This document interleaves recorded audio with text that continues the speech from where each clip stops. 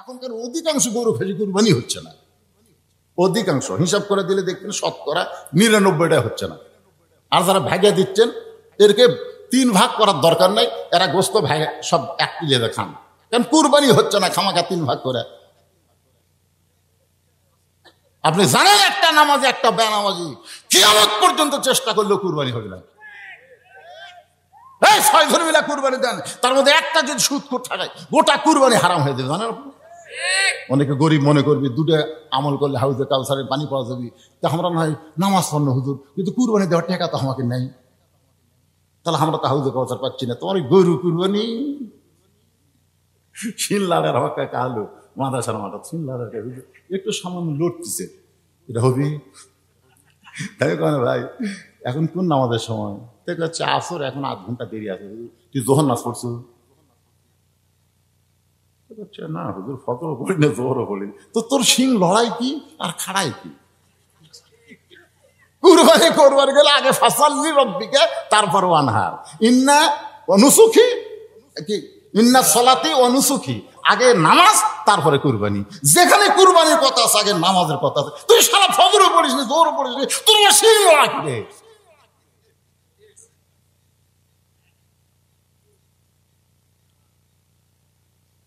ইমানের দাবি যদি কুরবানি হয়, সেই দাবি ঘরে বসে থাকা নয়।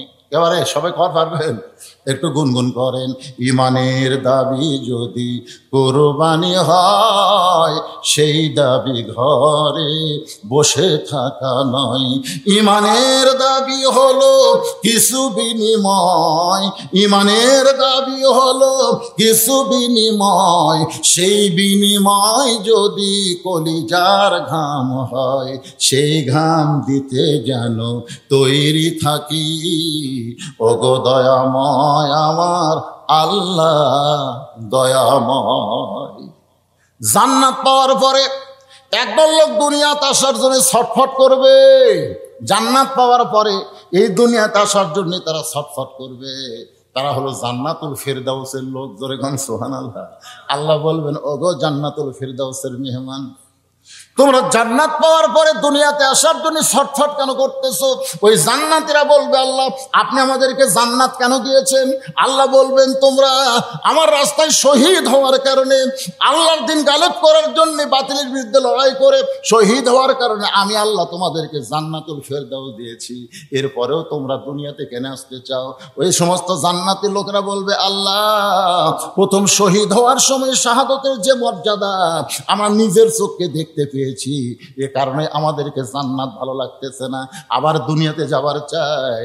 ফায়ুক্তাল আশার আমার রতন, কম করে হলো 10 বার বাতিলের বিরুদ্ধে লড়াই করে আমরা জীবন দিব। বাতিলের বিরুদ্ধে লড়াই করার কুরবানি দেওয়ার মধ্যে যে মজা আছে, তোমার জান্নাতের ভিতরে সেই মজা না।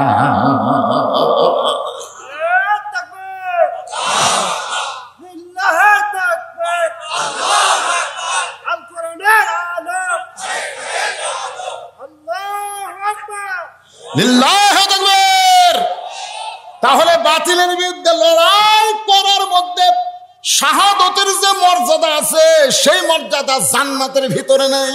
আমরা দুনিয়ার মায়ায় পড়ে, দুনিয়ার মহব্বতে পড়ে মরার কথাটা ভুলে গিয়েছি। আল্লাহ রাসূল বলেছেন, মান সাআলাল্লাহু তাআলা আশ-শাহাদাতা বিসিদিকিন বাল্লাগাহুল্লাহু মানাজিলাশ শুহাদাই ওয়া ইম্মাতা আলা ফিরাশিহি। বুখারীর। কেউ যদি এই যে কোরআন শরীফ দেখতেছেন, সবচাইতে বড় কুরবানিকে জানেন?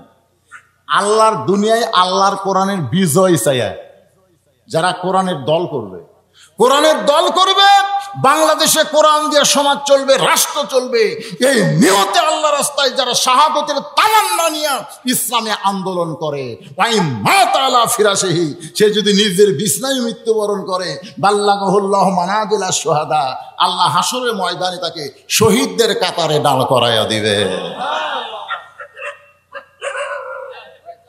ওইও বুঝেছে শয়তান কার মধ্যে কখন আসা লাগে বোঝেন না। ওই চিন্তা করে এক মুয়াজ্জিন আজান দেয়, হুজুর যে আজান দেয় শালা কুত্তে কুত্তে আসে ও করে। আমি কইলাম কে? কুত্তা ভোগে কেন? অন্য কোনো সময় কুত্তা ভোগে না, আজান দিলে কুত্তা ভোগে, আপনাকে ভোগে? এতক্ষণ আওয়াজ হচ্ছে, ওর পাত্তা আছে? কেবল কুরবানির উপর স্টার্ট মারছি, দেখতেছে না না না, এই কুরবানি হওয়া যাবে না, বাঁচা থাকা লাগবে। বাঁচেন, মাইকেল জ্যাকসন বাঁচার জন্য 10টা ডাক্তার সেট করছিল, 150 বছর বাঁচছি। সব বিষয়ের উপর একটা করে ডাক্তার, ও মানে বিশেষজ্ঞ ডাক্তার, 150 বছর বাঁচছি, কিন্তু 49 বছর বয়সে মরে গেল। তার মানে বোঝা গেল আমি আপনি যতই বাঁচার চেষ্টা করি, বাঁচা যাবে না। তবে ইচ্ছা করলে, চেষ্টা করলে আল্লাহর জন্য নিজের জীবনকে আমরা কুরবানি দিতে পারবো। জোরে কোন কথা ঠিক না? সেই কুরবানি বলতাম, সেই কুরবানিকে নিয়ে আমি আপনাদের সামনে আর মাত্র 10টা মিনিট আলোচনা করব। কয় মিনিট? মনে কষ্ট নিয়েন না, যখন যাইছি তখন বেজেছে 9:45, এখন বাজে 12 বাজে না, বাজবে 5 মিনিট কম। আমার ঘড়ি ঠিক নাই, এটা ধরে ঠিক, এটা ধরে বাজ ধরছি। আচ্ছা ঠিক আছে, কয় মিনিট লাগবে তার কোনো কথা না, কিন্তু এই যে নবীনগরের ছেলেরা এই যে কোরআনের মাহফিল করতেছে, এটা কি আপনাদের ভালো লাগতেছে? কারা কারা আল্লাহর কোরআনের মাহফিলকে ভালোবাসেন? 2 হাত তুলে একটা আল্লাহকে দেখান তো। হাত নামান ভাইজান। এই ছেলেরা প্রত্যেক বছর এখান করে একটা কোরআনের মাহফিল করবে। এই জন্য আমাকে বলছে, হুজুর ওয়াজের শেষের দিকে যায় আপনি একটু কোরআনের মাহফিলের জন্য ছেলেদেরকে উৎসাহ দেওয়ার জন্য এলাকার লোকেরা যদি কিছু প্রাণ খুলে দান করে, আপনাদের কাছে রুমাল যাবে, ব্যাগ যাবে, 10, 20, 50, 100 যে যাবে, বোঝানোর জন্য বলতেছি। নবীর দরবারে এসে বলে, ইয়া রাসূলুল্লাহ, আল্লাহ তাআলা আয়াত নাজিল করেছেন, ইয়া আইয়ুহান নাবিয়্যু হারজিল মুমিনিনা আলাল কিতাল। গো নবী, আপনি মুমিন মুসলমানদেরকে স্ট্যান্ডিং আর্মির মতন গড়ে তোলেন, তাদেরকে সৈন্য হিসাবে গড়ে তোলেন। তো আল্লাহর নবী, আপনি নাকি যুদ্ধে যাবেন? আমরা 2 ভাই যুদ্ধে যাবার চাই, আমরা আল্লাহর যুদ্ধে নিজের জীবনকে কুরবানি করে দিব। সুবহানাল্লাহ বলেন না? রাসূল বললেন, খালি যুদ্ধে যাবার চাইলে হবে না, যুদ্ধে যাবার গেলে মাফে হওয়া লাগবে। মাফে জোরে কোন কি? তাহলে আর্মি হওয়ার চাইলে হবে না, আর্মি হতে গেলে মাফের দরকার আছে না নাই? এ জোরে কোন আছে না নাই? পুলিশ হবার চাইলে হবে না, পুলিশ হবার গেলে মাফে হওয়া লাগবে। আল্লাহর সৈন্য হবার গেলে, জিহাদের ময়দানে গেলে তোমাদের মাফ হওয়া লাগবে। মুয়াজ বলতেছে, ইয়া রাসূলুল্লাহ, মাফ হতে গেলে কয় ফুট হওয়া লাগবে?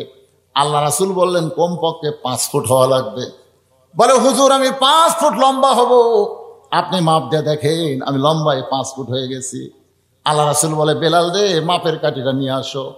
মাপের কাঠি যখন নিয়ে আসা হলো, ওই কাঠির কাছে মুয়াজকে রাসূল দাঁড়াবার বললেন। মুয়াজ দাঁড়াইছে। রাসূল দেখে মুয়াজ বুড়া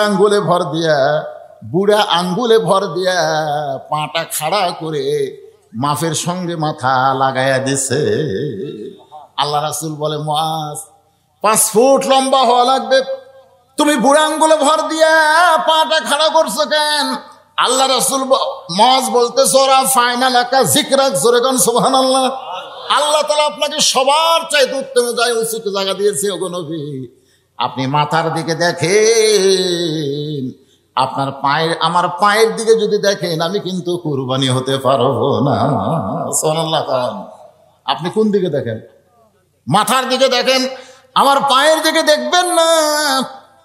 ইয়ানজুরু বিনুরিল্লাহ, আল্লাহ নবী নূরের নজর করে দেখে মুয়াজের কুরবানি কি আল্লাহ কবুল করেছে। ওরা আইছে 2 ভাই, ধরে কোন কয় ভাই? মুয়াজ আর মুআব্বিস। এখন মুআব্বিস বলে, হুজুর আমিও জিহাদের ময়দানে যাব। মুয়াজ বলতেছে, ও আমার চাইতে ছোট, কমপক্ষে আমার চাইতে 1/2 হাত খাটো। আল্লাহ রাসূল বলে, তুমি তো মাফে হও না, তোমার ভাইয়ের যে অবস্থা, তুমি তো মাফে হইবা না, তুমি জিহাদের ময়দানে কেমনে যাবা? মুআব্বিস বলে, হুজুর আমার ভাই লম্বা হবার পারে, কিন্তু আমার চাইতে শক্তিতে কম। আপনি যদি বিশ্বাস না করেন, 2 ভাইকে কুস্তি লাগাইয়া দেন, 2 ভাইকে কুস্তি লাগাইয়া দেন। মুয়াজ বলতেছে, ইয়া রাসূলুল্লাহ, ও জীবন আমার সঙ্গে পারবে না, মিথ্যা বলতেছে। আল্লাহ রাসূল বলতেছে, দেখি 2 ভাই কুস্তি লাগো। এবার 2 ভাই কুস্তি লাগছে, পাড়াপাড়ি লাগছে। মুআব্বিস বলতেছে, কে রে মুয়াজ, তুই তো মাফে হয়ে গেছি ভাই, তুই তো এমনি জিহাদের ময়দানে যাওয়ার চান্স পাইলি, আমার একটু চান্স করে দে, আমার একটু চান্স করে দে, ইচ্ছা মতো তুই দুর্বল হয়ে আমার নিচে পড়। মুয়াজ বলতেছে আমি ইচ্ছা করে দুর্বল হয়ে তোর নিচে পড়তে পারবো না, কারণ জিহাদের ময়দানে যাওয়ার তোর বয়স হয় নাই। মুয়াজ্জ বলে, মুয়াজ রে, আল্লাহ নবীকে ডান দিক থেকে কেউ যদি একটা তীর মারে, তুই না হয় ডান দিকে দাঁড়াইলি, কিন্তু বাম দিক থেকে কেউ যদি তরবারে মারে, বলো ভাই বাম দিকে নবীর কে দাঁড়াবে? নবীর সামনে থেকে যখন পাথর আসবে তুই না হয় সামনে যাবি, পিছন দিক থেকে যখন বর্ষা মারবে তখন পিছন দিকে কে দাঁড়াবে? তুই ডানে থাকবে, আমি বাঁয়ে থাকবো, তুই সামনে নবীর থাকবে, আমি পেছনে থাকবো, আমাদের জীবন থাকবে আর কাফের নবীর গায়ে তীর মারবে। আমি জীবিত থাকতে এটা কেমনে হবে? তুই একটু দুর্বল হ, আমার বুকের উপর উঠায় দে। এবার মুয়াজ দুর্বল হয়ে মুয়াজ্জকে যখন বুকের উপর উঠায় দেয়, নবী দৌড়ে এসে দুই ভাইকে ধরে আসমান দিকে তাকায় বলে, আল্লাহ,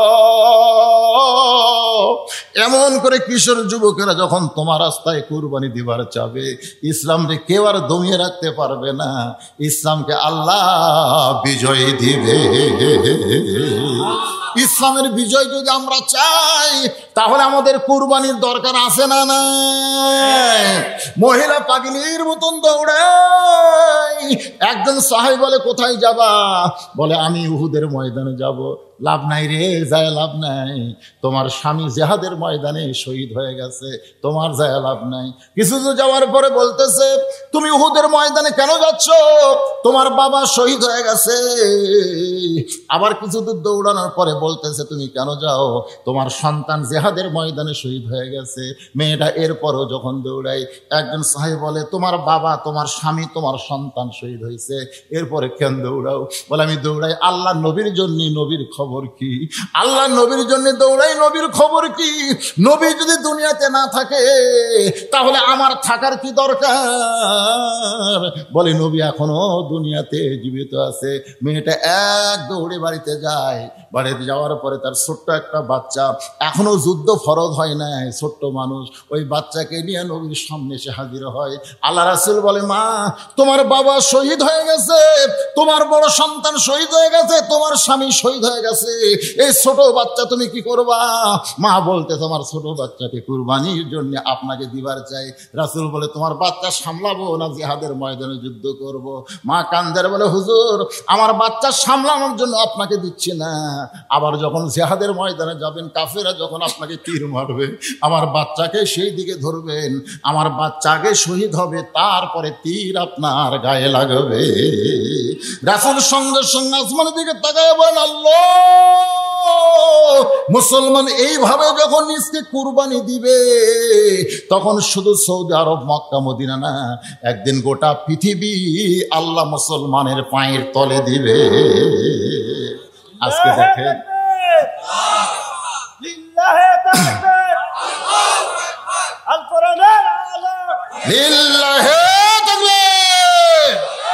আল্লাহর জন্য জীবন দিচ্ছে ফিলিস্তিনের মুসলমানেরা। একটু মনোযোগ দিয়ে শোনেন, প্রতিদিন ইউটিউব খোলেন, দেখেন আজকে বাংলাদেশে কতগুলো বিতর্কিত লোক, তারা হামাসকে জঙ্গি বলতেছে, ধরে কোন ঠিক কিনা? ওরা আবার সাধারণ মানুষ না, ওরা হলো হামাকের মতন মৌলানা। ভাইরে, সব বক্তার ওয়াজ শুনবেন না। কত বক্তা আছে ইসলামী আন্দোলনের বিরুদ্ধে কথা বলে। হামাসরা হলো মুসলমানের মধ্যে 1 নম্বর মুসলমান, বিশ্বাস করেন। ওই হামাসের ভিতর থেকেই একদিন ইমাম মেহেদী আলাইহিস সালাম দুনিয়াতে আসবে। ওই হামাসের ভিতর দিয়া ঈসা আলাইহিস সালামকে আল্লাহ দুনিয়াতে প্রেরণ করবে।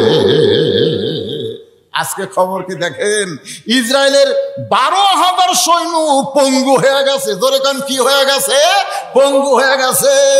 একজন মা তার 2টা সন্তানকে জিহাদের ময়দানে পাঠাইছে। একটা হলো 8 বছর, আর একটা হলো 9 বছর। 2টা বাচ্চাকে বলেছে, বাবা, মুসলমানের কোনো অস্ত্র নাই, মুসলমানের সবচাইতে বড় অস্ত্র হলো তার ইমান। ইমানের বলে বলিয়ার হয়ে রাস্তার পাথর নিয়ে তোমরা ইহুদি সৈন্যকে মারো, যদি মারার পরে মরে যাও তাও হাসরের ময়দানে বলতে পারবো, আল্লাহ, তোমার বাইতুল মুকাদ্দাসকে রক্ষা করার জন্য আমরা ইহুদির গায়ে পাথর মারছি। এই একটা কথা বললেই আল্লাহ তোমাদেরকে জান্নাতের সর্বোচ্চ মাকাম দান করবে। মায়ের কথা মতো শিশু দুইটা বাচ্চা দুইটা পাথর নিয়ে ইসরায়েল ইহুদি সৈন্যদের দিকে লক্ষ্য করে মারছে, সঙ্গে সঙ্গে গুলি করছে। এক বাচ্চা সঙ্গে সঙ্গে শহীদ হয়ে গেছে, আর এক বাচ্চার দেহ থেকে একটা হাত উড়ে গেছে। দুইটা বাচ্চাকে হাসপাতাল নিয়ে গেল, একটা বাচ্চা দুনিয়া থেকে বিদায় নিয়েছে, আর একটা বাচ্চা আহত অবস্থায় তার চিকিৎসা চলতেছে। এমন সময় মা হাসপাতালে গিয়ে যেই বাচ্চা দুনিয়া থেকে বিদায় নিয়েছে তার কবলে একটা চুমু দিয়া মুচকি মুচকি হাসতেছে আর বলতেছে আলহামদুলিল্লাহ আলহামদুলিল্লাহ। আর যেইটা এখনো দুনিয়াতে আছে তার কপালে একটা চুমু দিয়া চোখের পানি বের করে বলতেছে ইন্না লিল্লাহ ইন্না লিল্লাহ। তখন সাংবাদিক বলতেছে মা আপনি কি পাগল হয়ে গেছেন মা? যেই বাচ্চা শহীদ হয়ে গেল সেখানে আপনি ইন্না লিল্লাহ না বলে যে আহত অবস্থায় আছে সেখানে আপনি ইন্না লিল্লাহ বললেন, আর যাই শহীদ হয়ে গেল সেখানে আপনি আলহামদুলিল্লাহ আল্লাহর শুকরিয়া আদায় করলেন। তখন মা বলে রে সাংবাদিক তোমরা কি আল্লাহর কোরআন পড়ো না? আল্লাহর কোরআন পড়ে দেখো, আল্লাহ রাস্তায় যারা জীবন দেয় তাদের এই ব্যাপারে ইন্না লিল্লাহ পড়া যাবে না, কারণ তারা মরেই নাই, তারা হলো জীবিত। ওয়ালা তাকুলু লিমান ইউকতালু ফি সাবিলিল্লাহি আমওয়াতুন বাল আহইয়াউ ওয়ালাকিন লা তাশউরুন। এখন বলেন ফিলিস্তিনে যে মুসলমান আল্লাহ রাস্তায় জীবন দিল এরা কি মরছে? জোরে কেন এরা কি মরছে? মরা তো লাগবেই রে ভাই। আপনি 7 তলা 8 তলা 20 তলা প্রসাদে যেখানে আপনি যেভাবে থাকেন মৃত্যু হবে। আমার শ্বশুর এলাকায় এক লোক পুলিশের ভয়ে আলুর বাগুনের মধ্যে ঢুকে আছে। কিসের ভয়ে? পুলিশের ভয়ে। বাসারা আলুর বাগুনের মধ্যে পুলিশের ভয়ে ঢুকে আছে। ইতিমধ্যে পুলিশের পোশাক পরে এক আজরাইল গেছে, লাভ করে বলতেছে ভাই এই জায়গা তো খবর দিল কে? তখন বলতে ভাই রে আমি তো পুলিশ না রে। তুই তাহলে র্যাব নাকি? র্যাব বলল তুই কে? আজরাইল। হাই রে পুলিশ ধরবি রে, পুলিশ ধরবি রে। এই একটা জিকির করতে করতে আজরাইল ধরবি এটা আমাদের মনেই নাই রে। বাংলাদেশের সবচাইতে বড় কুরবানি হলো পুলিশ ধরবি। পুলিশ ধরার আগে আমাকে আজরাইল কথা কর না কেন? কোন ধরা গুরুত্ব বেশি, পুলিশ ধরা না আজরাইল ধরা? হ্যাঁ, এই জন্যই সবচাইতে বড় কুরবানি হলো কোনো ধরার দিকে খেয়াল না করে আজরাইল ধরার আগেই যেন মুসলমান হয়ে দুনিয়া থেকে বিদায় নিবার পারি। একটা হলো নামাজ আর একটা হলো কুরবানি। এই দুইটা আমল করেন, যতটুকু বললাম এর মধ্যে যা বুঝেন আমল করেন। আর মায়েদের জন্য হলো পর্দা, সবচাইতে বড় কুরবানি। কত সুন্দর সুন্দর মালা, কত সুন্দর সুন্দর ডালা, এইগুলো সব কালো কাপড়ের মধ্যে লুকানো হলো সবচাইতে বড় কুরবানি। তোর এখন কথা ঠিক কিনা? কুরবানি মানে ত্যাগ করা। এই দেখ মালা দেখ, এই দেখ বালা দেখ, এগুলো সবকিছু দেখার থেকে নিজকে হেফাজত করার নাম হলো বড় কুরবানি। কালো বোরকা পরবে, জনগণ বলবে এটা পেতনি যাচ্ছে পেতনি যাচ্ছে, মেয়েটা ভিতর থেকে বলবে পেতনিকে রে তোটা পাড়ার মধ্যে সবচাইতে সুন্দরী, কিন্তু কুরবানি করেছি রে। সুবহানাল্লাহ বলেন। এরই নাম হলো ত্যাগ স্বীকার করা, কুরবানি করা। আমাদের জন্য বলবো না, আপনার সবচেয়ে বড় কুরবানি হলো পর্দানিশী হওয়া, আল্লাহর আইন পর্দার মধ্যে থাকা। পুরুষের জন্য সবচেয়ে বড় কুরবানি হলো আল্লাহর জন্য বাতিলের বিরুদ্ধে নিজের জীবন উৎসর্গ করা। ধরে কথা ঠিক কিনা? আর ফাসাল্লি রব্বিকা 5 ওয়াক্ত নামাজ আদায় করা। আপনি হয়তো জানেন না, লা সলাতা লা ঈমানা, রাসূল বলেছেন যার নামাজ নাই তার ঈমান নাই। লা সলাতা লা দীনা, যার নামাজ নাই তার ধর্ম নেই। বাইনাল আবদি ওয়াল কুফরি তরকুস সালাত, বান্দার কাফেরের মধ্যে পৃথক করা জিনিসটার নামই হলো নামাজ। যারা নামাজ পড়বে তারা আল্লাহর বান্দা হবে, যারা পড়বে না তারা হলো কাফের। লাস্টে রাসূল একটা কঠিন হাদিস বলেছেন, মান তারাকা সালাত মুতাম্মিদান ফাকাদ কাফারা। ইচ্ছা করে মাগরিব এশার নামাজ যারা বাদ দিল তারা আল্লাহর সঙ্গে কুফরি করলো। এখন এই কুফরি অবস্থায় যদি আপনি মরে যান, দুনিয়ার সমস্ত মুসলমান যদি আপনার জানাজায় দোয়া করে, এরপরেও আপনি জান্নাতে যাওয়ার পারবেন না। আর মাগরিব এশা পড়ে যদি ফজর আগে মারা যান, একটা মানুষও যদি আপনার জানাজা না করে, ওই নামাজের কারণেই আল্লাহ আপনাকে জান্নাত দিয়ে দিবে। তাহলে 1 নম্বর নামাজ, বর্তমান প্রধানমন্ত্রী এই নামাজের জন্য 564টা মসজিদ বানায় দিছে। প্রত্যেকটা মসজিদের নাম হলো মডেল মসজিদ। জোরে কোন কি মসজিদ? 564টা মসজিদ বানিয়ে দিছে। বর্তমান প্রধানমন্ত্রী ইচ্ছা করলে 564টা সিনেমা হল বানিয়ে দিতে পারত। কতক্ষণ পারত কি পারত না?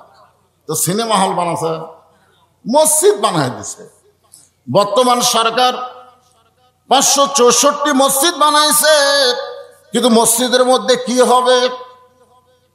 আরো ধরে কন, কিন্তু নামাজ তো হচ্ছে না, নামাজ হচ্ছে না, কিন্তু পড়তেছে। আমি 2-4টা মডেল মসজিদের মধ্যে নামাজ পড়বার গিয়ে দেখছি 1 কাতার 1.5 কাতার হয়। তো এত বড় মসজিদ বানাইছে, মুসল্লি নাই। সরকার খালি মসজিদ বানানোর জন্যে না মুসল্লি বাড়ানোর জন্যে? কারণ আল্লাহ কোরআনের মধ্যে বলেছেন, আল্লাযীনা ইম্মাক্কান্নাহুম ফিল আরদ, মুসলমানের মধ্যে কাউকে যদি ক্ষমতার চেয়ার দেওয়া হয়, তার 1 নম্বর দায়িত্ব হলো কি? আকামুস সালাত, নামাজ কায়েম করা। এখন মডেল মসজিদে আজান হয়, অন্য মসজিদে আজান হয়। এই আজান শোনার পরে যারা রাস্তা ধরে, সরকার যদি আইন করে যে আজানের পরে যারা রাস্তাঘাটে ঘুরবে, দোকানপাট খুলে রাখবে, ব্যবসা বাণিজ্যের মধ্যে ব্যস্ত থাকবে, ওদেরকে ধরে ওই মডেল মসজিদের পাশে বিশাল একটা ঘর করা লাগবে। সেই ঘর হলো রিমান্ডের ঘর। ধরে কোন ঘরের নাম কি? তাহলে ওই ঘরের মধ্যে নিয়ে যায় পাশার কাপড় খুলে 10টা করে বাড়ি। ধরে কোন কয়টা করে বাড়ি? কাপড়ের উপর মারা হবে না, কাপড় খুলে 10টা করে যদি বাড়ি মারার আইন করে, আপনারা বলেন তো কোনো বক্তাকে আর নামাজের ওয়াজ করা লাগবে? যদি বাংলার সব মুসলমান নামাজ পড়ে, আপনারা বলবেন হুজুর নামাজ পড়লে কি লাভ? আল্লাহ কোরআনে বলেছেন, ইন্নাস সালাতা তানহা আনিল ফাহশাই ওয়াল মুনকার, একমাত্র নামাজই পারে মানুষকে যাবতীয় খারাপি থেকে বাঁচায় দিতে। আজকে আমাদের ছেলেরা যদি 5 ওয়াক্ত নামাজ জামাতে আদায় করে, ওই ছেলেদের হাতে 4G 5G মোবাইল থাকলে আর কোনো টেনশন নাই। এরকম মোবাইল যদি তার হাতে থাকে আর কোনো টেনশন নাই, কারণ নামাজই তাকে সমস্ত খারাপি থেকে বাঁচাই দিতে পারবে। মোবাইলের মধ্যে অশ্লীল ভিডিও আছে, ভালো ভিডিও আছে, জোরে কোন কথা ঠিক কিনা? যারা নামাজ পড়ে না, ওরা দরজা জানলা বন্ধ করে মনে করি বাপ মা ঘুমাছে রে, এই শুধুকে মারি, বুঝছেন? যারা নামাজ পড়ে না। আর যারা নামাজ পড়ে তারা বিশ্বাস করবে বাপ মা ঘুমালে কি হবে, দরজা জানলা বন্ধ করলে কি হবে, আমার আল্লাহ ঘুমায়নি। জোরে কোন কথা ঠিক কিনা? আল্লাহ ঘুমাইছে নাকি? সেনা তাও আল্লাহ নাও। ঘুম তো দূরের কথা, আল্লাহ ঘুম তো দূরের কথা, আল্লাহ তন্দ্রাও নেই। তাহলে আপনি যে ল্যাপের মধ্যে কম্বলের মধ্যে অশ্লীল ভিডিও দেখতেছেন, কে দেখতেছেন? খালি আল্লাহ দেখতেছে। এই 2 কান্দের ফেরেশতাকে আল্লাহ, এই শয়তানের কান্ত তুমি থাকো না, নিয়ে এলে কি দেখতেছেন? আল্লাহ বলে, ফেরেশতা একটু ধৈর্য ধর, যে কোনো মুহূর্তে যদি আমার বান্দা ভালো হয়ে যায়, আর ভালো হওয়ার 1 নম্বর আমলের নাম হলো নামাজ। ওর নাম কি? আমার দিকে খেয়াল করেন, নামাজ খালি পড়লে হবে না। হাদিস আছে বিস্তারিত, হুজুরি কলব ব্যতীত করছেন কালেও নামাজ তোর হবে না। তবে কেন গাও জুয়াট দেখাও নামাজ পড়ি, ও তোমার সিদ্ধ বীজে সুফসল ফলে না। আজও কেন আল্লাহর নামাজ ধরতে পারলা না? নামাজ এমন একটা ইবাদত। আমি নামাজের উপরে কিছু কথা বলি, তারপরে কুরবানির উপরে আসবো, অসুবিধা নেই। আর এই কুরবানিটা কি কুরবানি সেটাও আপনাদের কাছে শুনাই দেব। এটা গরু কুরবানি, খাসি কুরবানি না। এই কুরবানি হলো ফিলিস্তিনের মুসলমান বাইতুল মুকাদ্দাসের জন্য কুরবানি করতেছে। মা হাদান ইয়াদখুলুল জান্নাতে হুব্বান ইয়ারজি ইলাদ দুনিয়া ওয়া লাহু মা'আল আরদি মিন শাইইন ইল্লা শাহীদুন ইয়াতামান্না আন ইয়ারজি ইলাদ দুনিয়া ফায়াক্তাল আশরা মাররাতান লিমা ইয়ারা মিনাল কারামাতি। রাওয়াহুল বুখারী কিতাবুল মাগাজি। জোরে কোন সুবহানাল্লাহ। আর একটা হাদিস শোনেন, এই হাদিস কেমন বলতেছি, এর তাফসীর হবে। মান সাল্লাল্লাহু তাআলা আশ-শাহাদাতা বিসিদকিন বাল্লাগাহুল্লাহু মানাজিলাশ শুহাদাই ওয়া ইম্মা তাআলা ফিরাশিহি। সাহাবীরা জিজ্ঞাসা করলেন, হুজুর কোন আমলের বিনিময়ে তড়িৎ গতিতে জান্নাতে যাওয়া যায়? জান্নাতে যাইতে গেলে কোনো হিসাব দেওয়া লাগবে না, বিনা হিসাবে জান্নাতে যাওয়া যাবে। রাসূল বলেন, নামাজ দিয়া, রোজা দিয়া, হজ দিয়া, যাকাত দিয়া, দান দিয়া, সদকা দিয়া তুমি সরাসরি জান্নাতে যাবার পারবা না। কিন্তু বাতিলের বিরুদ্ধে লড়াই করতে গিয়া আল্লাহ রাহে যারা জীবন দেয়, জীবন দেওয়া মাত্র 8টা জান্নাত তাদেরকে বরণ করে না। তাহলে জান্নাতে যাওয়ার সহজ আমল কি? কার বিরুদ্ধে? আল্লাহ রাস্তায় বাতিলের বিরুদ্ধে। বর্তমানে বাংলাদেশে কোনো বাতিল নাই। কোনো বাতিল আছে? অনুসুখী যখন কুরবানির ওয়াজ করব, তখন এই বিষয়গুলো আপনাদের সামনে একে একে তুলে ধরব। ডাইরেক্ট কোনো কথা বলবো না, একটু হিকমতের সাথে কিছু কথা না বললে আবার ওয়াজের হক আদায় হবে না। জোরে কোন কথা, ঠিক না? আসেন ভাইজানরা, তাহলে নামাজের কথা বলতেছি, জোরে বলেন কি? এই ছেলেরা জোরে বলেন কি? নামাজ। অনেকে বলতেছে, হুজুর আমি না হয় 5 ওয়াক্ত পড়লাম না, আমি কি জুম্মার নামাজ পড়ি না? আমি না হয় 5 ওয়াক্ত পড়লাম না, তাই বলে কি আমি জুম্মা পড়ি না? যারা 5 ওয়াক্ত বাদ দেয় শুধু জুম্মার নামাজ পড়েন, লা তাকনাতু মির রাহমাতুল্লাহ, ইন্নাল্লাহা ইয়াগফিরুয যুনুবা জামিয়া ইন্নাহু হুয়াল গাফুরুর রহিম। এই আয়াতের ওসিলায় আল্লাহ তাআলা এই জুম্মাওয়ালাদেরকে জান্নাত দিয়ে দিবে। যা 5 ওয়াক্ত পড়িস না তো কি হয়েছে রে, আমি রহমানুর রহিম নামের ওসিলায় তোদেরকে জান্নাত দিয়ে দিলাম, যা। তখন জুম্মা পার্টি জান্নাতে যাওয়ার কথা শুনে এত জোরে দৌড় মারবে। আল্লাহ কোরআনে বলেছেন, ইজা নুদিয়া লিস-সালাহ মিন ইয়াউমিল জুমআহ ফাসআউ ইলা যিকরিল্লাহ। জুমার নামাজের আজান হলে ধীর গতি না, জোরে জোরে যারা মসজিদে চলে আসবে। ওরা কিন্তু জোরে জোরে আসেনি, ওরা আসছে সবার শেষে, গেছে সবার আগে। ওরা কি জোরে আছে? ওরা আসছে কি সবার শেষে, গেছে সবার আগে। এদেরকে আল্লাহ বলবে, যা জান্নাত দিয়ে দিলাম, যা। ওরা খুশি হয়ে জান্নাত দৌড় মারবে। 5 ওয়াক্তরা কানবের, বলবে, আল্লাহ যারা খালি জুম্মা মারছে এদেরকে তুমি জান্নাত দিলে, তাহলে আমাকের খবর কি? আল্লাহ বলতেছে, ওয়েট কর, একটু দেরি কর। জুম্মা বাড়ি জান্নাতের দরজায় গিয়ে দেখবে বিশাল একটা তালা, বিশাল একটা তালা দেওয়া। জুম্মা বাড়ি বলবে, আল্লাহ আপনি আমার করে জান্নাত দিলেন, কিন্তু তালা কেন? আল্লাহ বলে, খুঁজে দেখ, একটা চাবি তোদের কাছে আছে। ওরা হাতায় দেখবে একটা চাবি আছে। ওরা বলবে, মাশাআল্লাহ, চাবিও যখন পাইছি। তালার মধ্যে ঢুকবে ঠিকই, কিন্তু চাবি ঘুরবি না। এরকম ঢুকিছে কিন্তু ঘরে না। তো বলে, আল্লাহ চাবি তো তালার মধ্যে ঢুকলো, কিন্তু ঘরে না কেন? আল্লাহ বলতেছে, তালার মধ্যে 5টা দাগ আছে, তোদের চাবির মধ্যেও 5টা দাগ থাকা লাগবে, দেখ তো চাবির খবর কি? ওরা কয়, আল্লাহ চাবি তো তেল তেলা। আল্লাহ কয়, পাগল, দাগে দাগে মিল না হলে তালা খুলবে না। তেল তালা চাবি না, তালা কেমনি খুলবে? তখন জুম্মা পার্টি বলবো, আল্লাহ তাহলে আমরা কি করব? আল্লাহ বলে, জান্নাত দেখে ফেরত হয়। যারা 5 ওয়াক্ত বাদ দিয়ে খালি জুম্মা মারতেছেন, তারা জান্নাত দেখতে পারবেন, কিন্তু ঢুকতে পারবেন না। এখন কারা কারা জুম্মা মারতেছেন তারা এই জিনিসটা খেয়াল করবেন। আসসালাতু মিফতাহুল জান্নাত, নামাজ হচ্ছে বেহেশতের চাবি। মৃত্যুর পরে সর্বপ্রথম প্রত্যেকটা বান্দা বান্দিকে ওই নামাজ সম্পর্কে প্রশ্ন করা হবে। আল্লাহ রাসূল বলেছেন, তুমি যখন কবরে যাবা, কবরে যাওয়ার পরে 1 নম্বর প্রশ্ন করা হবে, মান রব্বুকা, তোমার রবকে। করা হবে কি হবে না? যেই বলবে মান রব্বুকা, তোমার রবকে, তখন নামাজ খাড়া হবে। নামাজ খাড়া হয়ে বলবে, এই মনকে নেকে, এই কাক রব সম্পর্কে প্রশ্ন করতেছিস? এই কেবল এসে ঘুম দিছে, কবরের মধ্যে কেবল এসে আল্লাহর বান্দা ঘুম আসে, আর ডাকতেছিস তার মানে? এই বল, কত ওয়াক্ত নামাজ পড়ছে এই বান্দা? কত ওয়াক্ত নামাজ পড়ছে বল? মনকে নাকি আমরা তো জানি না। এই জানিস না কেন? কয় রাকাত নামাজ পড়ছে সারা জীবনে, সেটা কর, সেটা তো আমরা জানি না।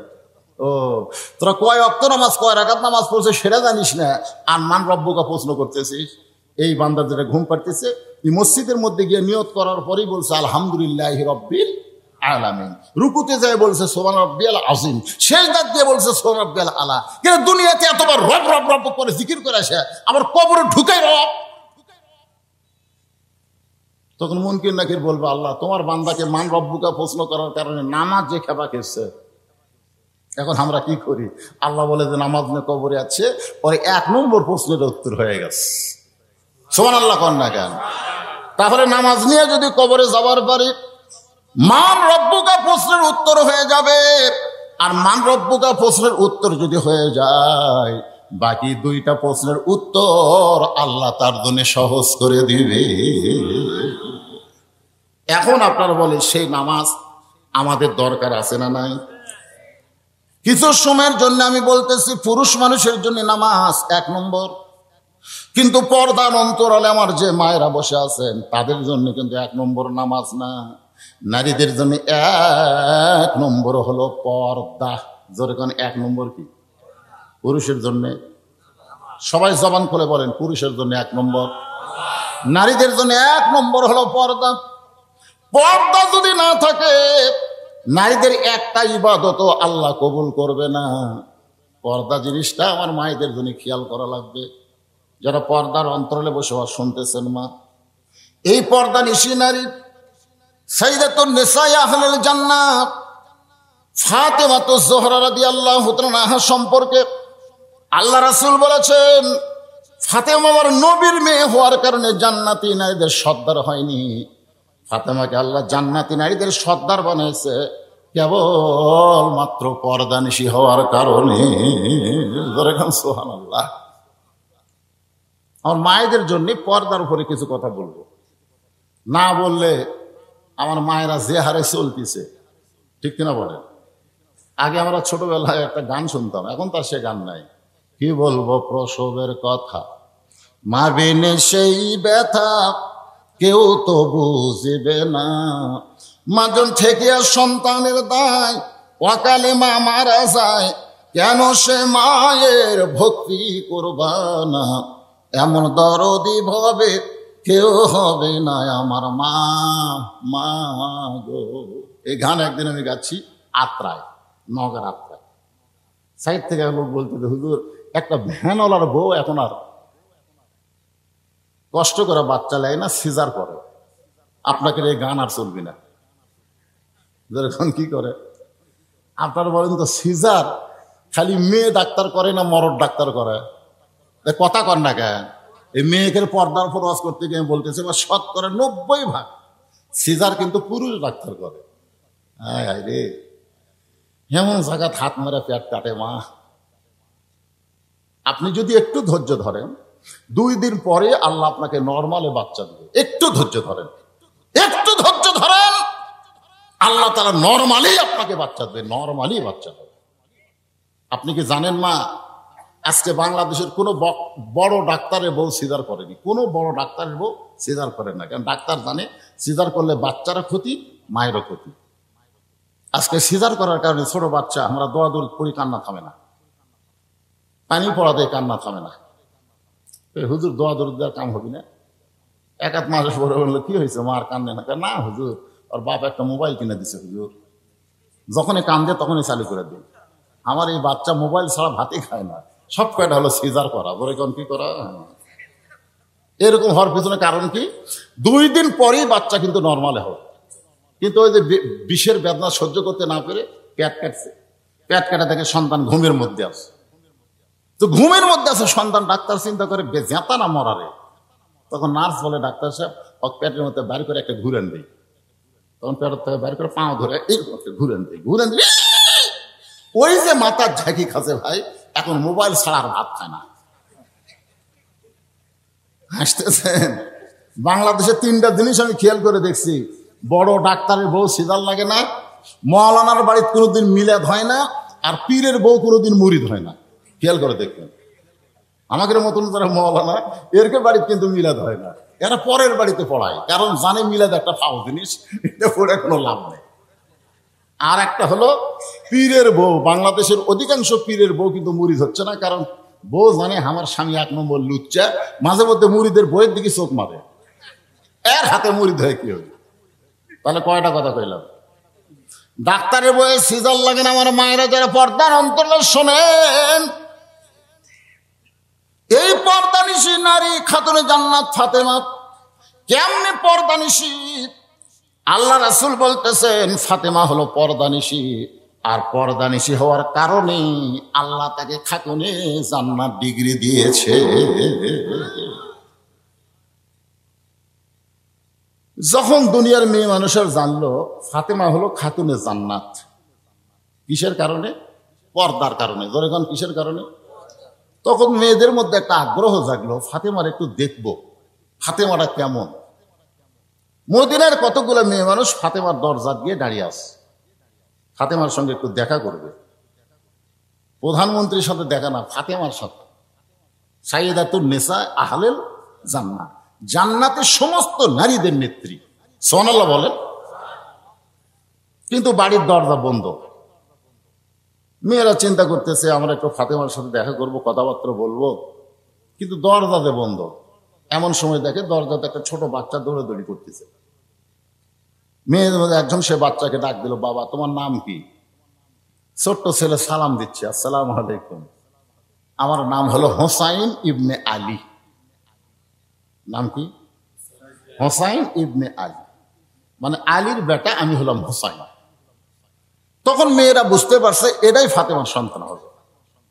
মেয়েরা বলতেছে বাবু আমরা তোমার মায়ের সঙ্গে একটু দেখা করবার চাই, তুমি যদি একটু তোমার মায়ের কাছে যাওয়ার অনুমতি নিতে পারো। হোসেন বললেন আপনাদের কোনো টেনশন নাই। এক কথা বলে হোসেন মারছে দৌড়। মা আছে অন্দরমহলে। প্রত্যেকটা মেয়েরা কিন্তু সব ঘরে থাকতে পারবে না, মেয়েদের একটা আলাদা ঘর থাকবে, যেই ঘরে পাইকারি হারে পর পুরুষ ঢুকতে পারবে না। ছাত্ররা ইমাম গাজ্জালীকে বললেন হুজুর অন্দরমহল মানে কি? মেয়েরা থাকবে কোথায়? অন্দরমহলে। অন্দরমহল মানে কি? ইমাম গাজ্জালী বললেন অন্দরমহল মানে কবর। সমস্ত ছাত্র বলে হুজুর এটা একটা উত্তর হলো, অন্দরমহল মানে কবর, এটা কি বুঝেন? ইমাম গাজ্জালী বলেন একটা মেয়ে মানুষ মারা গেলে যারা মেয়ে মানুষের লাশ ধরে কবরের মধ্যে নামাবার পারবে কেবলমাত্র তারাই অন্দরমহলে ঢুকতে পারবে। একটা মহিলা মারা গেলে তার লাশ যারা ধরতে পারবে তারাই শুধু অন্দরমহলে ঢোকার চান্স পাবে। যারা তার লাশ স্পর্শ করতে পারবে না তারা অন্দরমহলে ঢুকতে পারবে না। এখন আপনারা বলেন তো একটা মেয়ে মানুষ মারা গেলে তার লাশ কারা কারা ধরতে পারবে? এখন আপনারা চিন্তা চলে গেছেন। তাহলে অন্দরমহলে দুলা ভাই যাওয়ার পারবে? দুলা ভাই এখন সবচাইতে নারীদের সর্বনাশ করতেছে দুই দল, একটা হলো দুলা ভাই আর একটা হলো দেওরা। এই দুটা কিন্তু মেয়েদের সর্বনাশ করতেছে। খালি যদি ভাই মালয়েশিয়া যায় আর খালি ভাই ফুটি গেছে, ভাবি মালয়েশিয়াত গেছে, এখন দেওরা গিয়ে বলতেছে ভাইয়া তোমার পর আমি যে দেবর, বুঝে দেখো ভাবি কার বেশি দাবি, ভাইয়া গেছে মালয়েশিয়ায় আমি এখন আসি। আমি যুবকদের পায়ে হাত দিয়ে বলতেছি, যুবকদের পায়ে হাত দিয়ে বলতেছি বাজান যদি আপনি বিদেশে যাওয়ারই চান তাহলে 2-4টা ছেলের বাপ হয়ে তারপরে বিদেশে যান। একেবারে টাটকা বউ থিয়া বিদেশে যাওয়া যাবে? আশা দেখবেন বাড়ি আছে কিন্তু বউ নাই। অনেক হয়ে গেছে, অনেকে আমার কাছে এরকম লেখছে হুজুর বউ থিয়া যায়, বইয়ের নামে অ্যাকাউন্ট করছে, সব টাকা বউ দিছে, আইসা দেখে সব লিয়া বউ পলাইছে। এরকম আছে না নাই? যেরকম আছে না না? আর একটা হলো দুলা ভাই। দুলা ভাই এমন একটা আত্মীয় যেখানে শ্বশুরও কিছু করার পারে না, কিন্তু মেয়ে মানুষের জন্য দুইটা হলো সবচাইতে ক্ষতিকর, একটা হলো দেওরা আর একটা হলো দুলা ভাই। তাহলে অন্দরমহলে সবাই ঢুকতে পারবে না। মেয়েটা মারা গেলে যারা কান্দে নিবার পারবে, আপনার যদি একটা মেয়ে মারা যায় আপনার বলেন তো সবাইকে কান্দে নিবার পারবে? আবার যদি কবরে যায় সবাই কবরে রাখতে পারবে না।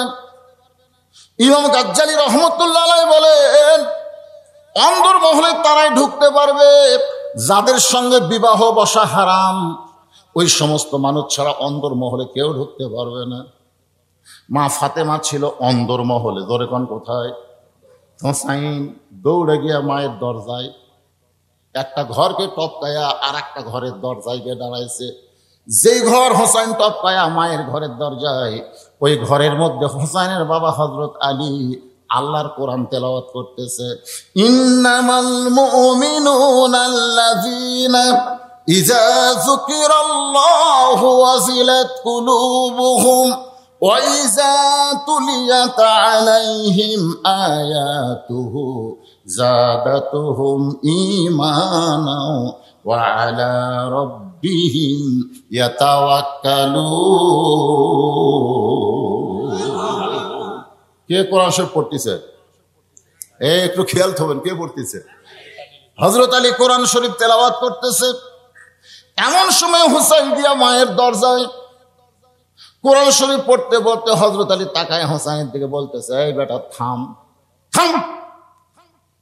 দেখেন কোরআন শরীফ পড়তেছে, পড়তে পড়তে তার মানে কি বোঝা গেল? আপনি যতই নামাজ পড়েন, যতই ইবাদত করেন, আপনার ছেলে মেয়ের দিকে একটু খেয়াল করার দরকার আছে না নাই? দরকার আছে না নাই? আমরা কতগুলো আছি সামনে কাতারে নামাজ পড়ি, আর সালাতু খায়রুম মিনান নাম শোনার পরে ওরে বুড়ে ল্যাপ তো সব লাগতে পারে, ঠান্ডা পানি দৌজু করে মসজিদের দিকে চলে গেছে। সামনে কাতারে নামাজ পড়া সালাম ফিরেছে, ফেরেশতাকে আল্লাহ এই মুরব্বী এত কষ্ট করে ফজরের নামাজ মসজিদে পড়লো, হ্যাঁ রেজাল্ট কি? আল্লাহ বলতেছে জাহান্নামে। ফেরেশতাকে আল্লাহ এত কষ্ট করে নামাজ পড়লো, তাও জাহান্নামে যাবে? আল্লাহ বলতেছে কু আনফুসাকুম ওয়া আহলিকুম নার। জাহান্নামের আগুন থেকে বাঁচতে গেলে বুড়ে তুই একলা বাঁচতে হবে না, তোর বেটা করে দিয়ে বাঁচা লাগবে। জোরে কর কথা, ঠিক না? তুমি বুড়া সামনে কাতার নামাজ পড়ো, আর তোমার আড়িয়ে 3টা পর্যন্ত আর্জেন্টিনার খেলা দেখে ঘুম পাড়তেছে, তুমি একবার তোমার আড়িয়ার দিকে তাকাবা না? 3টা পর্যন্ত আর্জেন্টিনার খেলা দেখছে, মেসি কিভাবে গোল করে, কিভাবে কাটে, উনি সব জানে। আর মুয়াজ্জিন যখন ফজরে আসসালাতু খায়রুম মিনান নাওম কয়, ওই আর তখন চেতন নাই। কি মনে করতেছেন? আপনার ছেলে যদি ঘুম পাড়ে, আপনার উচিত হলো মসজিদে আগে যাওয়া না, আগে একামত দেওয়া। আকামত বোঝেন? ওই মুয়াজ্জিনের আকামত না। আপনার কি বিড়াল যেমন ইন্দুর ধরে চুপি চুপি ঘরের মধ্যে ঢোকা লাগবে? 3টা পর্যন্ত হয়েছে করে খেলা দেখলো, আর এই ফজরের সময় কুটি গেল, ঘরের মধ্যে ঢুইকা দেখেন ওর মাথাও নাই পাও নাই, মানে শীতের ঠেলায় আজান শুনে মাথার উপর দিয়েছে কম্বল, এখন পাও যে বার হয়ে পাও নিয়ে এসে বুকের কাছে তোছে। বাপ মনে করতেছে এটা মানুষ না চাউলের বস্তা রে, আগা নাই পাতা নাই কিছু নাই, আস্তে করে কম্বল টান দিয়ে বেটা লাভ ধরে। আব্বা এরকম আফসোস করতেছিল কেন? বলে ল্যাপের তলে তোর সাইজ, আর সাইড থেকে কুত্তার সাইজ। তাই তো একজন গান গাইছে, কুত্তার বাচ্চা ফুটফুটা সুন্দর। আল্লাহ কোরআনে বলেছেন লাকাদ খালাকনাল ইনসানা ফি আহসানি তাকবীম। আবার পরক্ষণে আল্লাহ বলেছেন সুম্মা রাদাদনাহু আসফালা সাফিলিন। মানুষকে আল্লাহ তাআলা সর্বোত্তম আকৃতি দিয়ে সৃষ্টি করেছে, এই কর্মদোষে মাসাই তো জঘন্য হয়ে যায়। জোরে কোন কথা, ঠিক না? ফজরের নামাজ বাদ দিয়ে যারা কম্বলের মধ্যে ঘুম পাড়ে, এরা কি মানুষ? এরা কি? এরা জানোয়ারের চাইতো, পশুর চাইতো এরা নিকৃষ্ট। এটা কি আমার কথা না আল্লাহর কথা? এ জোরে বলে এটা কার কথা? তাহলে ছোট্ট হুসাইন খেলাধুলা বাদ দিয়ে মায়ের ঘরের দরজায় গেছে, হযরত আলী কোরআন তেলাওয়াত বাদ দিয়া সঙ্গে সঙ্গে বলছে রাই থাম থাম। কি বুঝলেন? আপনি যত ইবাদত করেন, আপনার মেয়ে কি করতেছে? সরকার কইছে 18 বছর আগে বিয়ে দেওয়া যাবে না, আর 17 বছর বয়স। এই যে হাই হিল পরে কিলকিল করে গোটা পাড়া ঘুরতেছে। আপনার একটা পরিমণি মেয়ের কারণে এই গ্রামের সমস্ত যুবকেরা নষ্ট হয়ে যাচ্ছে। আপনি বাবা হিসাবে দেখার দরকার আছে না নাই? কথা কন আছে না নাই? 9 বছরের ফাতেমা নবী দেখেছে, 9 বছরের ফাতেমা হাতের মধ্যে চুরি দিয়ে মুসকি মুসকি হাসতেছে। এই দৃশ্য দেখার পরে আল্লাহর নবী আর ঘরে ঢুকলেন না। নবী ঘর থেকে বাইরে গেলেন, ফাতেমা চমকে গেল। যেই বাবা ঘরের মধ্যে ঢুকে আমাকে মা মা বলে আদর করে, আর সেই বাবা ঘরের মধ্যে না ঢুকে বারান্দায় কান্দে কেন? বাবা গো, কি দুঃখ আপনার মনে, এমন করে কেন কাঁদতেছেন? রাসূল বলে, ফাতেমা যে দুনিয়াতে সাজবে মা, আল্লাহ তার আখিরাতের সাজ কমায়া দিবে। সঙ্গে সঙ্গে ফাতেমা হাতের চুড়ি খুলে মাটি ছাইলা দেয়। নবী দৌড়ে গিয়া চুড়ি দুইটা করে জামার পকেটের মধ্যে ঢুকায়। ফাতেমা বলে, বাবা যেই চুড়ি হাতে দেওয়ার কারণে আপনি ঘরের মধ্যে ঢুকলেন না, বারান্দায় কাঁদতেছেন, আমি সেই চুড়ি ফাইলা দিলাম, আপনি কুড়ে কেন পকেটের মধ্যে ঢুকাইলেন? রাসূল বলে, ফাতেমা তুই আমার কাছে আয়। যে ফাতেমা নবীর কাছে, আল্লাহ নবী বলে, ফাতেমা রে, তোর নাকে একদিন নাক ফুল পরায় দিব, তোর কানে দুল পরায় দিব, তোর গলাত মালা পরায় দিব। ফাতেমা বলতেছে, বাবা কবে কবে? আল্লাহর নবী বললেন, যেদিন তোমার বিবাহ হবে। ও ফাতেমা শুনে নাও, মেয়েরা কেবলমাত্র এক ব্যক্তির জন্য সাজতে পারবে, সেই ব্যক্তি হলো তার স্বামী। স্বামী ছাড়া অন্য কোনো পুরুষের জন্য নারীরা সাজতে পারবে না। তাহলে মেয়েরা কেবলমাত্র কয়জনের জন্য সাজতে পারবে? এ কথা কন না কেন? কয়জনের জন্য? আমাকে বলে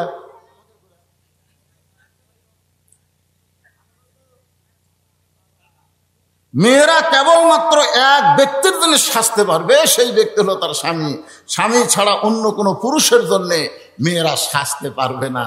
তাহলে আপনার মেয়েদের সারাদিন কিলকিল করে ঘরে, এই মাস্টার পাড়া, আপনার বাবা হিসাবে লক্ষ্য দেওয়ার দরকার আছে না নাই? হযরত আলী নিজের সন্তানের দিকে তাকায় বলে, হোসাইন থাম। হোসাইন কেবল মায়ের দরজা ঠেলা মারবে, আর বাপ কাছে থাম, সঙ্গে সঙ্গে ব্রেক। আলী বলতে, হোসাইন এই বাইরে খেলাধুলা করতেছিলি, সেই খেলাধুলা বন্ধ করে দিয়ে মায়ের ঘরের দরজা কেন? হোসেন বলতেছে, আব্বু কতগুলো মেয়ে মানুষ আইছে আমার মায়ের সঙ্গে দেখা করবে, তা আমার মা মেয়েদের সঙ্গে দেখা করবে কিনা এইটা জানার জন্য আমি দরজা পাইছি, আমি দরজা খুলে মার কাছে একটু জানতে চাই। আলী রাদিয়াল্লাহু বললেন, তোমার বয়স কত? তোমার বয়স কত? হোসেন বলতেছে, আমার বয়স তো আমি জানি না। আলী বলতেছে, আমি জানি দেখেই তো থামাছি, কারণ বর্তমান তোমার যে বয়স, এই বয়সে তুমি যখন তখন মায়ের ঘরে ঢুকতে পারবা না। মায়ের ঘরে ঢুকতে গেলে তোমারই অনুমতি নেওয়া লাগবে। সুবহানাল্লাহ না কেন? মায়ের ঘরে ঢুকতে গেলে তোমারই অনুমতি লাগবে, কারণ সন্তান যখন তখন সব বয়সে মায়ের ঘরে ঢুকতে পারবে। সন্তান যদি বোঝার মতন বয়স হয়, তখন ইচ্ছা মতো মায়ের ঘরে ঢুকতে পারবে না। সাহাবীরা জিজ্ঞাসা করলেন, ইয়া রাসূলুল্লাহ বোঝার মতো বয়স কেমন? আল্লাহ রাসূল বললেন, তোমার সন্তান যখন 2-2.5 বছর পার হয়ে যাবে, সন্তান ঘরের মধ্যে যদি থাকে চেতন, ঘরের মধ্যে চেতন আছে, তুমি ইচ্ছা করলেও তোমার বউকে আদর করতে পারবে না। 2.5 বছরের বাচ্চা ঘরের মধ্যে চেতন আছে, তুমি তোমার হালাল বউকে একটু আদর করবে, সুমা খাবা, বুকের মধ্যে লিবা। রাসূল বলছে এটা পারবা না, কারণ ওর খালি চোখ নাই, ওর মেমোরিও আছে। 2 বছর পর্যন্ত খালি চোখ আছে, মেমোরি নাই। আমার কথাকে খেয়াল করছেন? 2 বছর পর্যন্ত খালি দেখবি কিন্তু বুঝবি না, কিন্তু 2.5 বছর যেই হবি তখন খালি দেখবি না, ওটা মেমোরির মধ্যে কমপক্ষে 8 ঘন্টার জন্য লোড করবি, 8 ঘন্টা পরে ভুলে যাবে। এই 8 ঘন্টার মধ্যে যদি বাড়ির মধ্যে কাউরে দেখে, তাহলে হয়তো বলতে পারে আব্বা তাই মাছ চাপা ধরছিল রে, হয়তো বলতে পারে। হাসতেছেন কেন রে ভাই? এটাই হলো ইসলাম।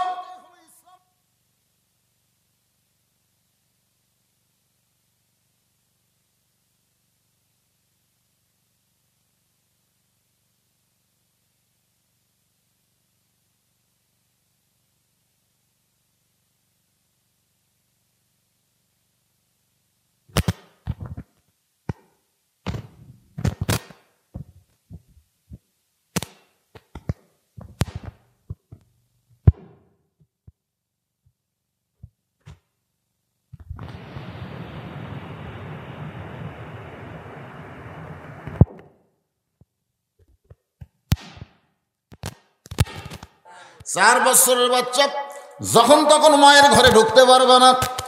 সন্তান যদি বড় হয় মায়ের ঘরে ঢুকতে পারে না। আবার মেয়ে যদি বড় হয়, বাবা ইচ্ছা করলে মেয়ের ঘরে ঢুকতে পারবে। যে মেয়েকে আমি আদর শখ বড় করছি, আমার 3টা মেয়ে, আল্লাহ কোনো ছেলে দেয়নি। 3টা মেয়ে এখন বড় হয়ে গেছে। 3টা মেয়ে কি এখন বড়। ওরা যখন কোনো টাকা পয়সা লাগে তখন আমার কাছে না কয়ে মায়ের কাছে কয়, মা বুক বলো তো টাকা লাগবে। আমি একদিন রাগ করে এই আমি তোরকে বাপ, আমার কাছে টাকা চাইলে তোর অসুবিধা কি? তখন মেয়েরা বলতেছে, আব্বু আপনাকে দেখে শরম লাগে। আমি মনে মনে কইলাম আমারও লাগে রে, আমারও লাগে। কি কোন লাগে কে লাগে না? 3 বছরের মেয়েকে আমি বুকের মধ্যে ঘুম পাড়াচ্ছি। এখন সেই মেয়ে ঘরের মধ্যে থাকলে আমি বলি, মা আমি একটু ঘরে ঢুকবার চাই।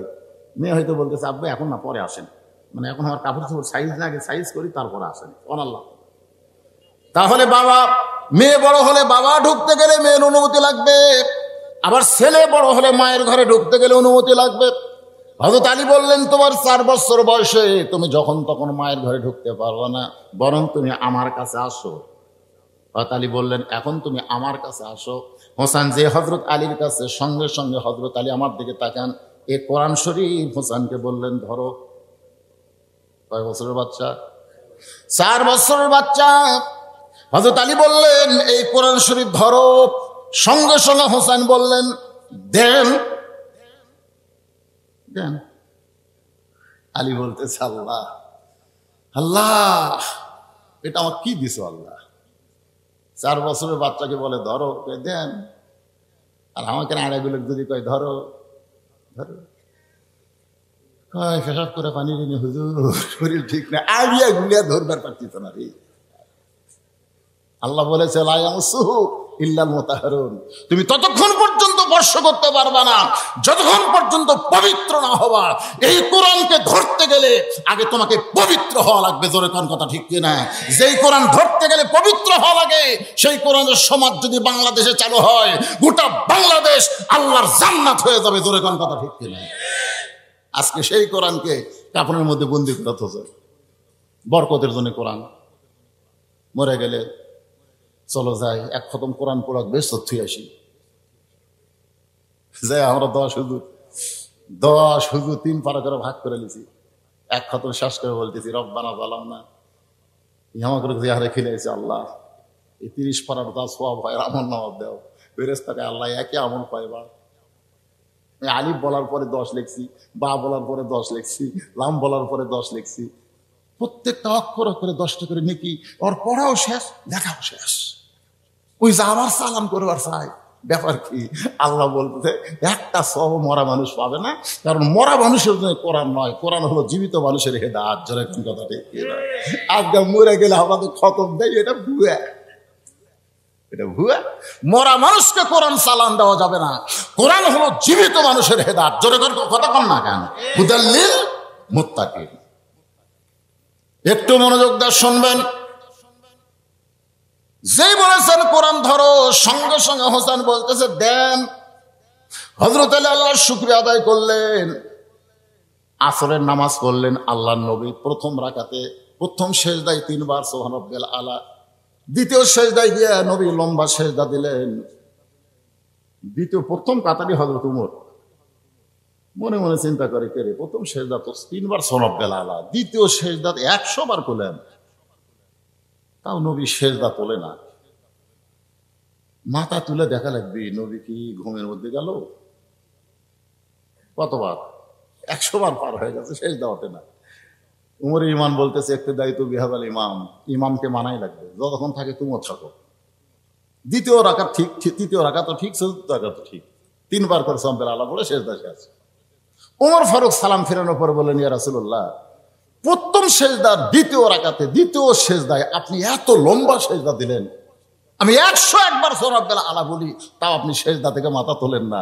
আল্লাহ রাসূল বলে, ওমর, আমি প্রথম সেজদা দিয়েছি 3 বার সুবহান রাব্বিয়াল আলা, কিন্তু দ্বিতীয় সেজদা যেই গেছি 2 জন পবিত্র, কথাটা খেয়াল করবে, 2 জন পবিত্র আমার পিঠের উপর চড়ছে। আমি 3 বার সুবহান রাব্বিয়াল আলা বলার পরে এই 2 জনকে আমার পিঠ থেকে না আবার চাই।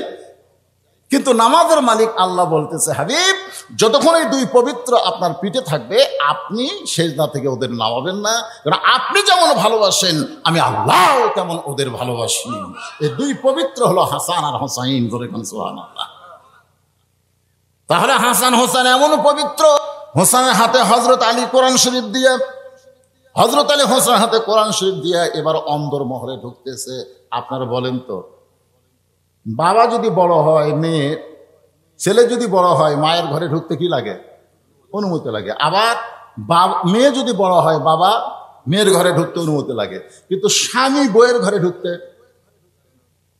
এ কথা সবাই একবার কর না কেন, স্বামী বইয়ের ঘরে ঢুকতে অনুমতি লাগবে? কেন লাগবে না? কেন লাগবে না? আল্লাহ একটা আয়াত নাজিল করছেন, হুন্না লিবাসুল লাকুম ওয়া আনতুম লিবাসুল লাহুন্না। স্বামী হলো বিবির পোশাক, বিবি হলো স্বামীর পোশাক। ধরে কারণ সুবহানাল্লাহ। এই আয়াতটা নাজিল হয়েছে কখন জানেন? এর শানে নজুল, আল্লাহ রাসূল এরকম বসে আছেন ঘরের ভিতরে, ইতিমধ্যে উম্মাহাতুল মুমিনিন মা আয়েশা ঘরের মধ্যে ঢুকছে। যেই ঘরের মধ্যে মা আয়েশা ঢুকছে, সঙ্গে সঙ্গে আল্লাহ নবী দাঁড়িয়ে গেলেন। দাঁড়িয়ে গিয়ে দরজা বন্ধ করলেন, জানলা বন্ধ করলেন। মা আয়েশা থরথর করে কাঁপতেছে। আল্লাহ রাসূল বলে, আয়েশা কাঁপো কেন? বলে, হুজুর আপনার জুতার পরশে আল্লাহর আরশ ধন্য হয়ে গেছে এই লাইলাতুল মিরাজে। সেই ঘরের মধ্যে যদি কোনো বেয়াদবি হয়, আল্লাহ রাসূল বলেন, আয়েশা একজন নবীর জুতার পরশে আল্লাহর আরশ ধন্য হয়েছে, একজন নবীর। আয়েশা বললেন, হুজুর আপনি তো সেই নবী। রাসূল বললেন, যতক্ষণ দরজা খোলা ছিল ততক্ষণ আমি নবী ছিলাম, কিন্তু যেই দরজা বন্ধ হয়েছে আমি আর নবী নাই, আমি হলাম স্বামী, তুমি হলাম আমার বিবি। জোরে কান সুবহানাল্লাহ। আসো আমার বুকের মধ্যে আসো। মা আয়েশা এক দৌড়ে এসে স্বামীর বুকে মাথা লাগাই বলেন, আল্লাহ আমার স্বামী শুধু বিশ্ব নবী নয়, আমার স্বামী হলেন পৃথিবীর 1 নম্বর স্বামী। জোরে কান সুবহানাল্লাহ। আমরা কয় নম্বর? এই রে একটা বউ, তাও 1 নম্বর হবে পারলাম না। আর নবীর একই টাইমে 9টা বউ ছিল। এক সময় নবীর 9টা বউ। কি বাবা, কি 9টা বউ একই সঙ্গে নবীর ছিল, কোন বউ মন খারাপ করে নাই। সুবহানাল্লাহ। একদিন বউয়ের একত্র হয়ে বললেন, ইয়া রাসূলুল্লাহ এই 9 জনের মধ্যে আপনি সবচাইতে বেশি ভালোবাসেন কাকে? অবশ্যই 9টার মধ্যে একটাকে আপনি বেশি ভালোবাসেন, তবে বেশি কাকে ভালোবাসেন? রাসূল মনে মনে কয়, এটা প্রকাশ করে তোর আমি শত্রু বানাবো। ঠিক আছে, আগামীকাল সকালে যা। আর 9 জন চলে গেছে। রাতের বেলা নবী এক টুকরা খেজুল্লাহ আয়েশার ঘরত গেছে। মা আয়েশা বলতেছেন, হুজুর আমি জানি আপনি আমাকেই ভালোবাসেন। না না, ভালোবাসার জন্য আসিনি তো, তোমার 2টা খেজুর দিলাম, তুমি যেন কাউরে কইও না। হাফসার ঘরে ঠোকা দিয়ে বলতেছে, হাফসা তোমার 2 খেজুর দিলাম, তুমি যেন কাউরে কইও না। সাউদার ঘরে ঠোকা দিয়ে বলতেছে, সাউদা তোমার 2টা দিলাম, তুমি যেন কাউরে কইও না। সালমার ঘরে ঢোকা দিয়ে বলতেছে, এই সালমা তোমার 2টা দিলাম, তুমি যেন কাউরে কইও না। হাফসার ঘরে যায় বলতে, তোমার 2টা দিলাম, তুমি কাউরে কইও না। সব বইয়ের ঘরে গেছে, 2টা করে দিছে, শর্ত দিছে কাউরে যেন কইও না। সকালবেলা সব বিবি একত্র হয়ে বলে, হুজুর কাকে সবচাইতে বেশি ভালোবাসেন? আল্লাহ রাসূল বলেন, রাত্রেবেলা তাকে 2টা খেজুর দিছি, তাকে সবচাইতে বেশি ভালোবাসি। সবাই খেলে মাথা ঝোঁকে, সুবহানাল্লাহ। তাহলে আমাদের নবী শুধু বিশ্ব নবী না, আমাদের নবী হলেন পৃথিবীর কয় নম্বর স্বামী? ধরে বলেন কয় নম্বর? এমন সময় আল্লাহ তাআলা কোরআনে আয়াত নাজিল করে জানাইলেন, হুন্না লিবাসুল লাকুম ওয়া আনতুম লিবাসুল লাহুন্না। হযরত আলী দরজা খুলে ফেলেছে। যেই মাত্র দরজা খুলেছে, হযরত তাকায় দেখে অন্দরমহলের মধ্যে ফাতেমা বাম হাতে জাঁতা ঘুরায় আর ডান হাতে আল্লাহর কোরআন তেলাওয়াত করতেছে। বাম হাতে কি ঘুরাই? জাঁতা ঘুরাইতেছে, আর ডান হাতে আল্লাহর কোরআন তেলাওয়াত করতেছে।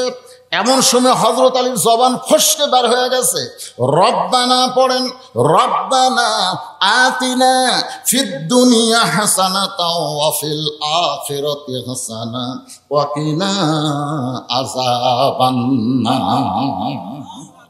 এটা বের করবার চাইলে ফসকে বের হয়ে গেছে। দেখতেছে বাম হাতে জাঁতা ঘুরাই আর ডান হাতে আল্লাহর কোরআন তেলাওয়াত করে। আল্লাহ, আমার ভাঙ্গা ঘর, আমার ঘরে খাট নাই, পালন নাই, আমার ঘরে ধন সম্পদ কিছুই নাই, কিন্তু ভাগ্য গুণে আলী এমন একটা বউ পাইছে যে বইয়ের কারণে আল্লাহ তুমি ভাঙ্গা ঘর আমার জান্নাত বানায় দিছো। জোরে কোন সুবহানাল্লাহ। আর আমরা ঘরের মধ্যে ঢুকে কি দেখি? সামনে কাতারে নামাজ পড়ে মনে মনে চিন্তা করতেছে, আল্লাহ বাড়ির মধ্যে গিয়ে হয় দেখবো বউ নামাজ পড়তেছে, না হয় বউ কোরআন শরীফ করতেছে। এই নিয়ত করে কেবল মেন দরজা খুলছি, ইতিমধ্যে দেখতেছি আমাদের ঘরের মধ্যে থেকে আওয়াজ আসতেছে, লো লো লো লো লো লো লো, হরি হরি হরি হরি হরি। আমি মুসলমান, আমার ঘরে হরি হরি লো লো লো লো লো। যাই দেখে আমার বউ স্টার জলসা দেখতেছে।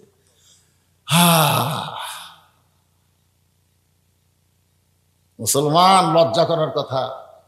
যেই ঘরে কোরআন তেলাওয়াত হবে, যেই ঘরের মেয়েরা 5 ওয়াক্ত নামাজ আদায় করবে, সেই ঘরের মধ্যে স্টার জলসা জি বাংলা দেখার কারণে হিন্দু করে পূজার বাদ্য লো লো করে বাঁচতেছে। দরকার কথা ঠিক কিনা? আমার ঘর কি জান্নাত না জাহান্নাম? কি পড়বেন? রব্বানা আতেনা পড়বেন? আমাদের পড়তে হবে ইজা পড়েন, ইজা আসাবাতুহুম মুসিবাতুন ক্বালু ইন্না লিল্লাহি ওয়া ইন্না ইলাইহি রাজিউন। আপনি বউ যে স্টার প্লাসটা দেখতেছে, আপনি খালি যাই বলবেন ইন্না লিল্লাহি ওয়া ইন্না ইলাইহি রাজিউন। সেই পড়বেন, বউ বন্ধ করবি।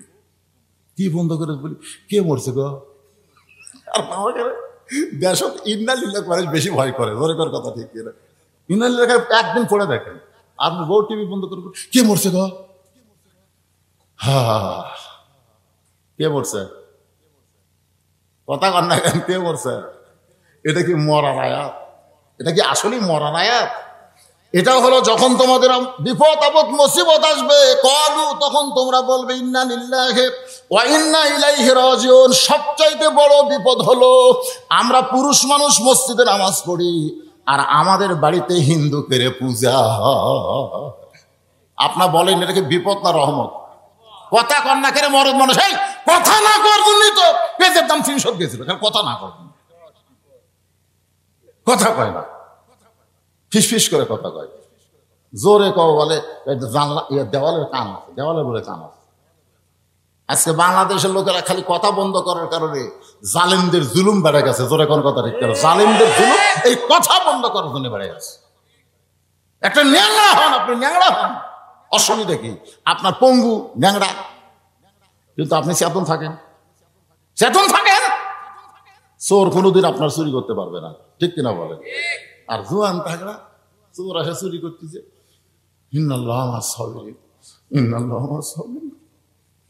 চোরের সাথে গন্ডগোল করবো না বাবা, ওই চুরি করে নিয়ে যায়, পরে কষ্ট করে কামাই করবো।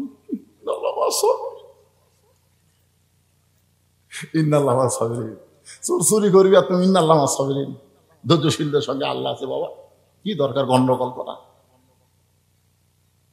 ইন্নাল্লাহ পড়া লাগবে না।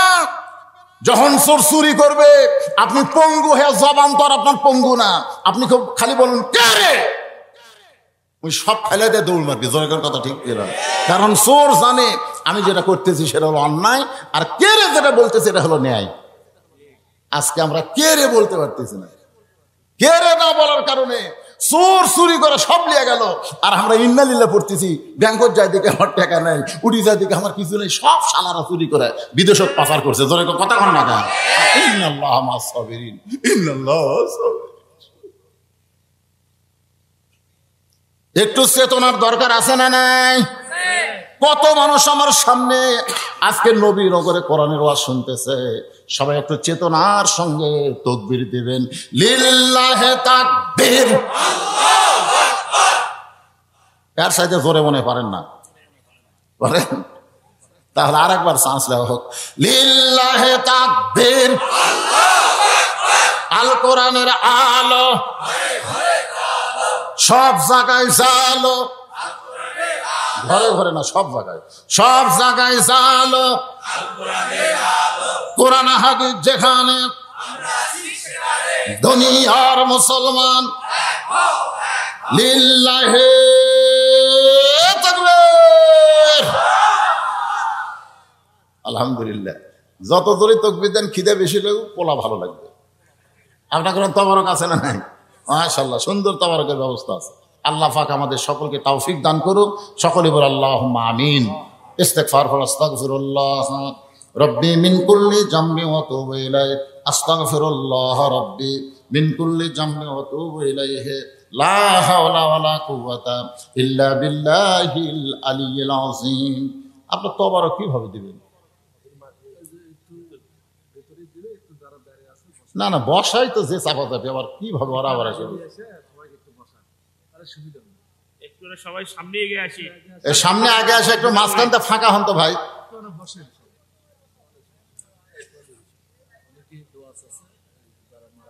জি, সবার জন্য দোয়া করুন। জি জি,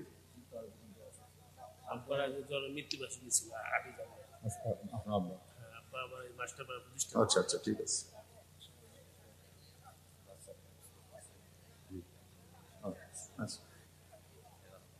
যাক আলহামদুলিল্লাহ। ভাই কি ভিতরে ফাঁকা হচ্ছেন? একটু বসেন, আপনারা বসেন।